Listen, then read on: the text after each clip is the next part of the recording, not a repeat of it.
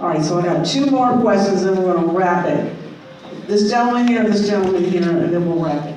Okay, I guess that's me, right? That's you. My name is JB.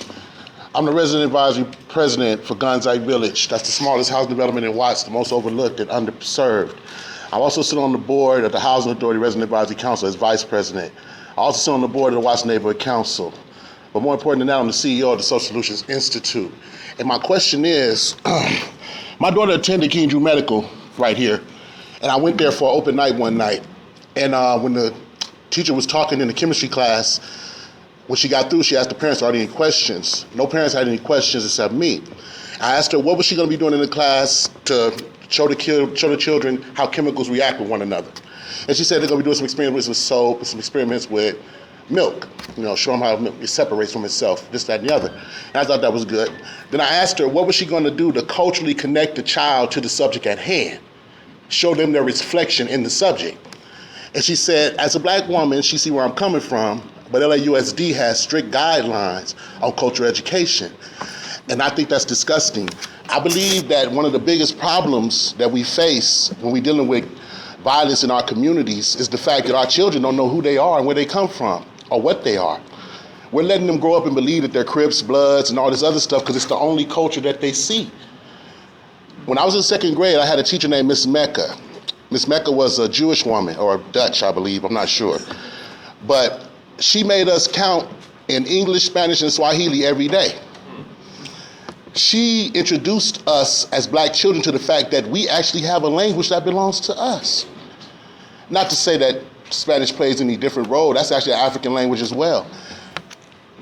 There are famous black people from Mexico that we're not taught about in school. Vicente El Negro Guerrero, Gaspar Yanga. Their whole city's named after these black people. If anyone in here goes on YouTube and look up Afro-Mexicans and put question marks, you'll see a video I did at Markham Junior High School where me and my dead brother, who's a co-founder of my organization, died on February 13th this year. We went into the school to talk to the children about the blood kinship between black and Latinos through the implement of slavery. So after talking to the children and introducing them to the concept, introducing them to these people in history that they're not learning about, before it was over, we had a good, strong response from the children because they started to see their reflection in their education. See, black children don't drop out of school, we get pushed out. You can't regurgitate curriculums to us, we're intelligent. If you keep teaching us the same thing over and over, we're gonna get sick of you. And before you know it, we're disrupting the class and we're getting kicked out. I believe that we're doing our children a great injustice by not teaching them these things. Now, when y'all go on the video and you look at it, before I left that classroom, I told every Latino child in there, just the Latino children, raise your hand if you have a relative as dark as me. And all of them raised their hands, proudly. And I told them to name them. My uncle, my brother, my cousin, he darker than you, man, he darker than you. Then I told the black children, how many of y'all have relatives as light as these Latino children? And they all raised their hand. They saw it and they started giggling. Because the education was being birthed inside of them. And it gave them joy. Now they all drew paintings for us to display in our neighborhood on these famous African Mexican people. This is the key to social solutions. We need to know more about who we are and where we come from, more about who you are and where you come from, and more about who you are and where you come from if we're sharing the same community. English and Spanish should be taught in every school. We should know it fluently when we get out.